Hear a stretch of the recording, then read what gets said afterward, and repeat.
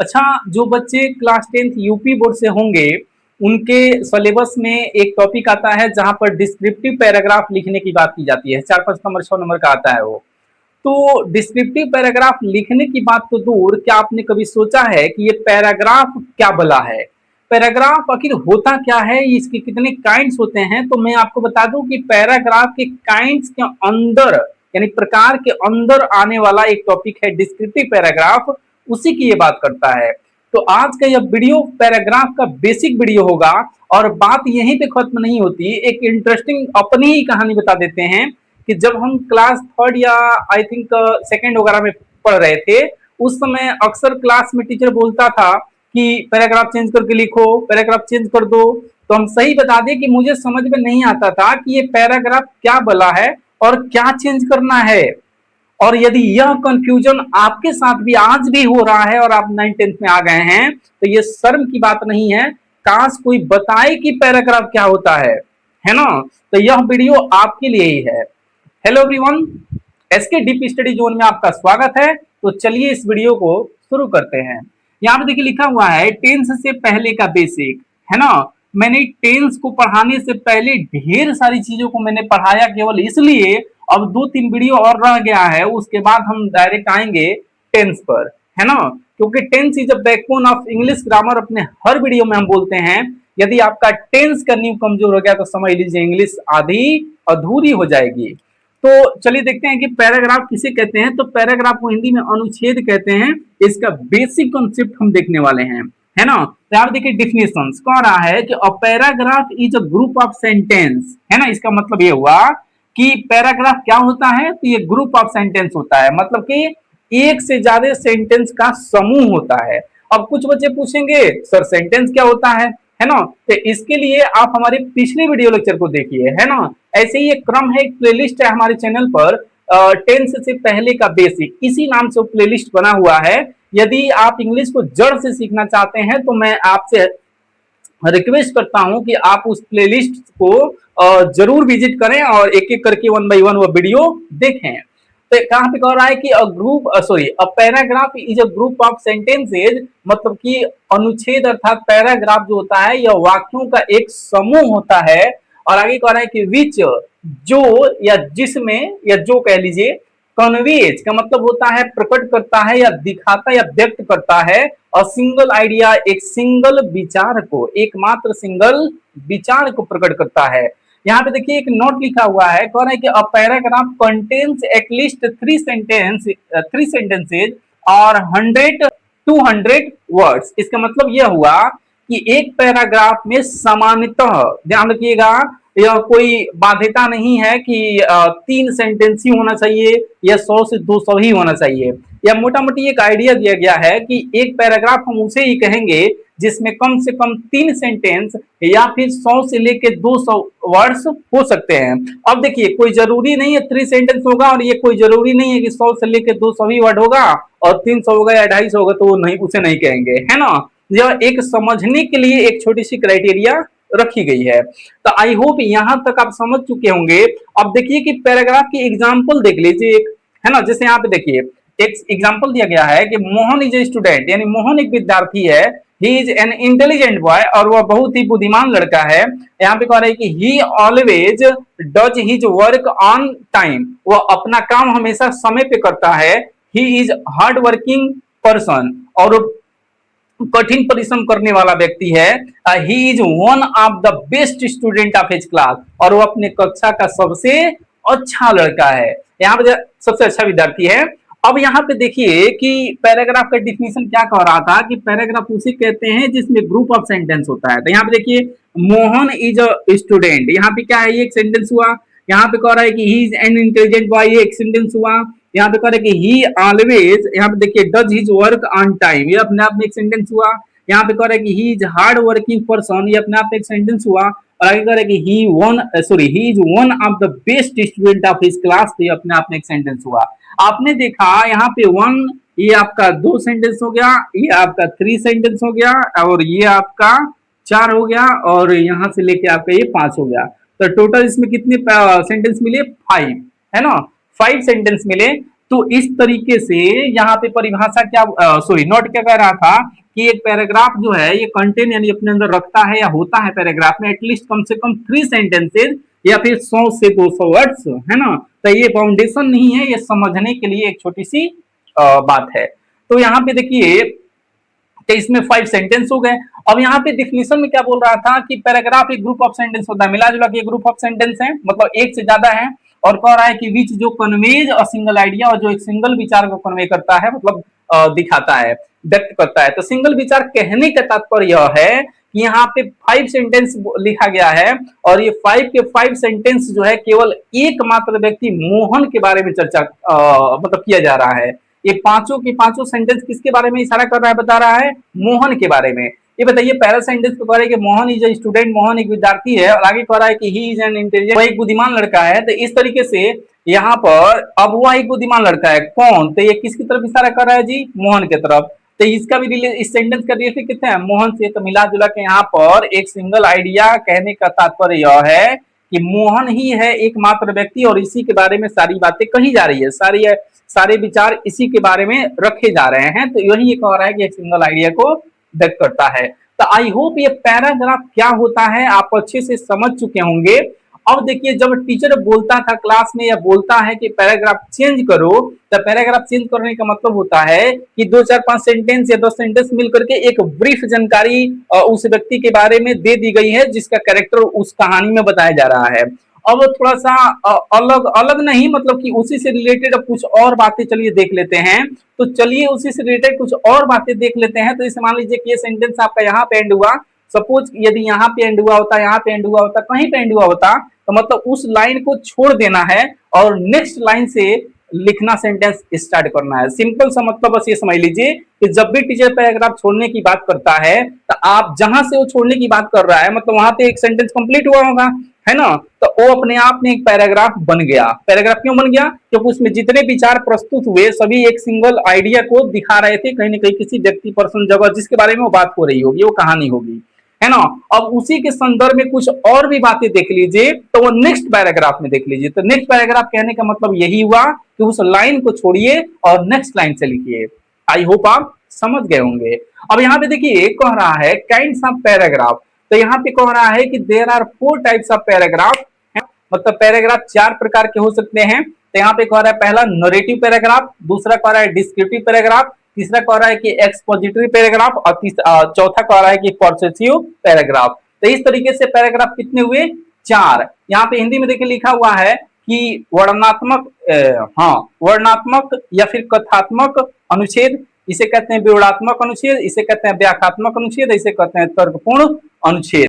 तो चलिए चलते हैं नेक्स्ट स्लाइड पे, और इन चारों को जो है एक बिल्कुल सिंपल परिभाषा के साथ और एक एक 2 एग्जाम्पल के साथ इस पहले समझ लेते हैं कि ये चारों पैराग्राफ वास्तव में क्या हैं और किसमें किस तरह की बातें की जाती है। तो चलिए चलते हैं नेक्स्ट स्लाइड पे। तो आइए नेक्स्ट स्लाइड पे इसके टाइप्स को देख लेते हैं, एक एक को बिल्कुल सिंपल वे में परिभाषित किया गया है एग्जाम्पल के साथ। तो यहाँ पे देखिए सबसे पहला आपका पैराग्राफ है नरेटिव पैराग्राफ, है ना। नरेटिव पैराग्राफ देखिए यहाँ पे लिखा हुआ है कि किसी घटना, कहानी या अनुभव, देखिए चूंकि गर्मी ज्यादा है इसलिए मित्रों थोड़ा सा एक सहयोग कीजिएगा कि मैंने जल्दी जल्दी में लिखा है, थोड़ा रफ टफ दिख रहा है, लेकिन मैं समझा दे रहा हूं, आप ध्यान से देखिएगा। यहाँ पे कह रहा है कि किसी घटना, कहानी या अनुभव को क्रम में बताने वाले पैराग्राफ को, और यहाँ पे एनपी कहने का तात्पर्य है नरेटिव पैराग्राफ कहते हैं।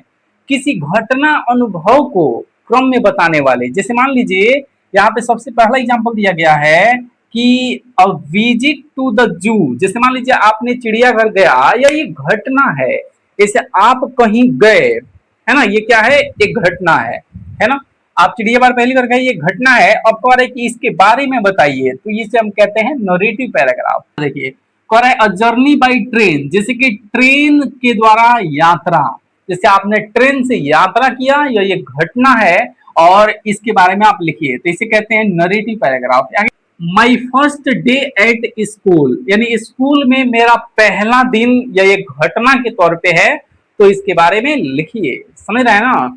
तो कह रहा है कि जब हम किसी घटना या अनुभव के बारे में, जैसे मान लीजिए आप जब पहली बार स्कूल गए तो आपको कैसा फील हुआ उसके बारे में लिखिए। ये घटना है कि आपके साथ जब पहली बार आप स्कूल गए तो आपके साथ क्या घटना घटी। आप जब चिड़ियाघर गए तो आपके साथ क्या हुआ।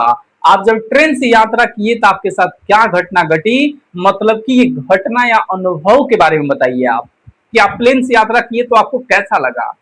आई होप आपको ये नरेटिव पैराग्राफ पहला आपको समझ में आया होगा। दूसरा है डिस्क्रिप्टिव पैराग्राफ। यहाँ पे कह रहा है कि किसी व्यक्ति, स्थान, वस्तु या दृश्य की विशेषताओं का वर्णन करने वाले पैराग्राफ को डीपी, डीपी कहने का तात्पर्य क्या है, डिस्क्रिप्टिव पैराग्राफ कहते हैं। वही कह रहा है किसी व्यक्ति, स्थान, वस्तु या दृश्य की विशेषता के बारे में, उसकी विशेषता है ना। तो विशेषता क्या होती है आप अच्छे से जानते हैं, एडजेक्टिव पढ़ते हैं तो उसमें विशेषता बताने का मतलब क्या है, किसी के बारे में अच्छी बुरी कोई भी जानकारी देना, इतना समझिए बस। यहाँ पे कह रहा है कि माई स्कूल, अब दे दिया माई स्कूल, तो स्कूल क्या है आप बताइए। ये स्थान क्या है, किसी प्लेस, किसी स्थान का नाम ही तो है ना। तो यहाँ पे कह रहा है कि माई स्कूल, तो यहाँ पे कह रहा है कि मेरा विद्यालय, अर्थात मेरा विद्यालय। तो अब ये क्या हुआ, एक स्थान की तरह है ना, विद्यालय एक जगह ही है ना। तो यहाँ पे कह रहा है कि इसके बारे में, अब इसके बारे में जब इसकी विशेषताओं के बारे में, मतलब अब जब विद्यालय को आपको ऐसे लिखने की बात की जाएगी तो आप क्या करेंगे, है ना। जब पैराग्राफ इस पे लिखने की बात की जाएगी तो विद्यालय के बारे में, है ना, विद्यालय में कितनी कक्षाएं हैं, कितने टीचर्स हैं, कितने स्टूडेंट्स हैं, ये सारी घटनाएं आप बताएंगे तो इसको हम कहते हैं डिस्क्रिप्टिव पैराग्राफ। तो डिस्क्रिप्टिव क्या होता है कि किसी व्यक्ति, स्थान, वस्तु या कोई दृश्य के बारे में यदि लिख रहे हैं, उसकी विशेषता बता रहे हैं तो फिर वो क्या है जी, आपका डिस्क्रिप्टिव पैराग्राफ में आएगा। जैसे कह रहा है कि माई बेस्ट फ्रेंड, आपका अपना अच्छा कोई मित्र है, भाई उसके अंदर क्या क्या अच्छाई है, उसको सिस्टमेटिक क्या पहनता, क्या खाता पीता है, कैसे व्यवहार करता है, इन सारी बातों को लिखिए। आपका ये कैसा पैराग्राफ बन के तैयार होगा, डिस्क्रिप्टिव पैराग्राफ, है ना। ये कोई व्यक्ति को बोध कर रहा है। यहाँ पे कह रहे अ ब्यूटीफुल गार्डन, ये क्या है जी, यह एक दृश्य है। अब ब्यूटीफुल गार्डन एक दृश्य है ना। अब कह रहा है कि इस दृश्य की विशेषताओं के बारे में लिखिए। यदि वो सुंदर बगीचा है तो उसके बारे में वर्णन कीजिए एक एक करके सिस्टमेटिक तरीके से, तो ये डिस्क्रिप्टिव पैराग्राफ में आएगा। आगे देखिए कह रहा है कि एक्स, ध्यान दीजिएगा इसके प्रोनाउंसिएशन पे ध्यान दीजिए, इसको पढ़ते हैं एक्सपोजिटरी, क्या पढ़ते हैं, एक्सपोजिटरी, है ना, एक्सपोजिटरी पैराग्राफ। यहाँ पे कह रहा है कि किसी विषय के बारे में जानकारी, तथ्य या एक्सप्लेनेशन देने वाले पैराग्राफ को आईईपी कहने के तात्पर्य एक्सपोजिटरी पैराग्राफ कहते हैं। किसी विषय के बारे में, कोई विषय, कोई सब्जेक्ट, कोई मुद्दा होगा और उसके बारे में यदि आप कोई जानकारी दे रहे हैं, है ना, तो फिर समझ लीजिए कि आप उसके लाभ हानि के बारे में बता रहे हैं, तो वो क्या है, आपका एक्सपोजिटरी पैराग्राफ है।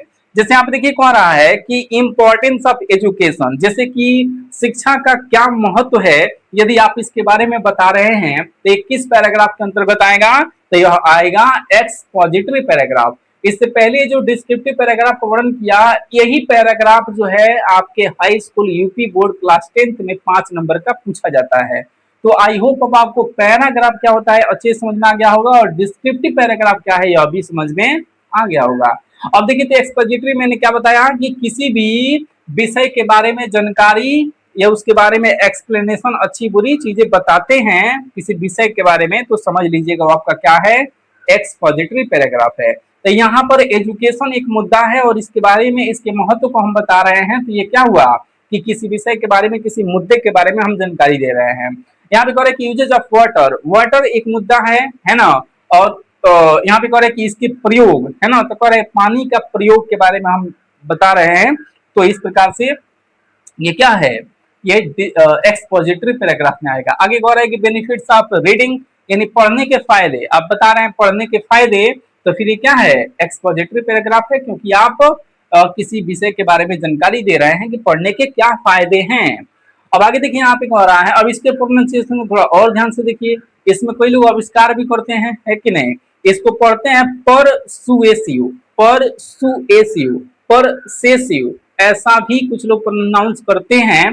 तो मैंने पिछले स्लाइड में ऐसा किया, लेकिन इसको सही होगा कि आप परसुएसिव पढ़ें। क्या पढ़ें, परसुएसिव। तो कह रहा है कि परसुएसिव पैराग्राफ कह रहा है कि किसी व्यक्ति को किसी विचार या बात को मानने के लिए आप समझाने या राजी करने वाले पैराग्राफ को हम लोग पीपी अर्थात परसुएसिव पैराग्राफ कहते हैं। नहीं समझे इसको अच्छे समझ लीजिए। कह रहा है कि किसी व्यक्ति को किसी विचार या बात को मानने के लिए समझाने या राजी करने वाले पैराग्राफ, ये ऐसे पैराग्राफ होते हैं जो किसी व्यक्ति को कुछ मनवाने के लिए आप उसके लाभ हानि के बारे में चर्चा कर रहे हैं कि आप इसे क्यों फॉलो करें। अब ये ध्यान दीजिएगा, आपको लगेगा कि ये दोनों एक ही है, एक ही नहीं है। यहाँ पर नॉर्मली आप किसी चीज के बारे में जानकारी दे रहे हैं और यहाँ पे आपका मोटो यह है, आपका उद्देश्य है कि सामने वाला यह व्यक्ति जो है ये इस चीज को फॉलो करे। तो फॉलो कब करेगा, आप उसके लाभ हानि के बारे में बताएंगे ना उसको कि आप इसे क्यों फॉलो करो।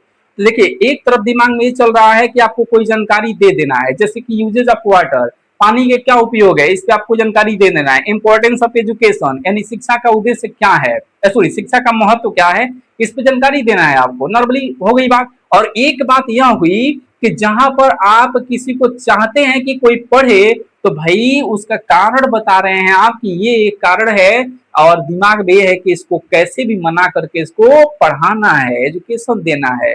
तो परसुएसिव पैराग्राफ में कुछ इस तरह का मोटो होता है कि जहां पर आप कोई बात या कोई चीज किसी व्यक्ति को मनवाने के लिए आप बता रहे होते हैं कि आप इसको क्यों फॉलो करें। यहाँ पे देखिए कह रहा है कि जैसे कि why we should save water, करेगा हमें पानी क्यों बचाना चाहिए। तो यहाँ पर आप पानी बचाना चाहिए, अच्छी बात है, इसके बारे में जानकारी दे रहे हैं, लेकिन आप क्यों बचाना चाहिए तो इसका कारण बता रहे हैं और चाहते हैं कि लोग इसे फॉलो करें कि पानी क्यों बचाना चाहिए ये जान लें और इसे बचाएं। तो इस तरह का उद्देश्य परसुएसिव पैराग्राफ के अंतर्गत आता है। आगे कह रहा है कि why we should plant more tree, इसका मतलब वो कह रहा है कि अब याद ध्यान दीजिएगा, प्लांट का मतलब लगाना होगा, मोर ट्री का मतलब होता है ज्यादा पौधे। तो कह रहा है कि हमें ज्यादा पौधे लगाने चाहिए, क्यों।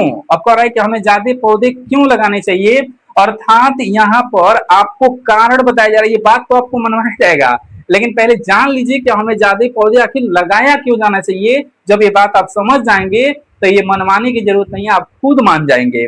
यहाँ पे देखिए कह रहा है कि वही शुड, अब लगाएंगे पौधे आप, तो कह रहे हैं कि वही स्टूडेंट शुड रीड बुक्स, कह रहा है कि विद्यार्थियों को किताब क्यों पढ़नी चाहिए। जैसे मान लीजिए हमें विद्यार्थी को मनवाना है कि आप किताब पढ़ो, तो पहले हमें बताना पड़ेगा कि किताब आखिर क्यों पढ़ना चाहिए। जब हम उसके फायदे बताएंगे तो वहां पर हम बच्चे खुद ये समझ पाएंगे कि हाँ किताब हमें क्यों पढ़ना चाहिए। तो वहां पे वो कहने की जरूरत नहीं है, वो खुद फॉलो करने लगेंगे जब उन्हें समझ में आ जाएगा।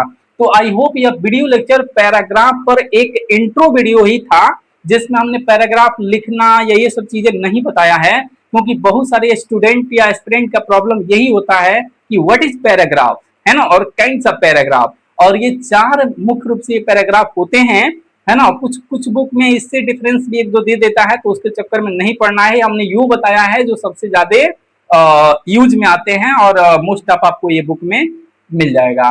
तो इस तरीके से यह वीडियो एक इंट्रो वीडियो था। आई होप यह वीडियो आपको हेल्पफुल लगा होगा। तो आप चाहते हैं कि हम आगे भी वीडियो बनाते रहें, तो आप हमें हमारे मोटिवेशन के लिए हमारे वीडियो को लाइक करें, सब्सक्राइब करें, शेयर करें। तो चलिए मिलते हैं नेक्स्ट वीडियो में। जय हिंद, जय भारत।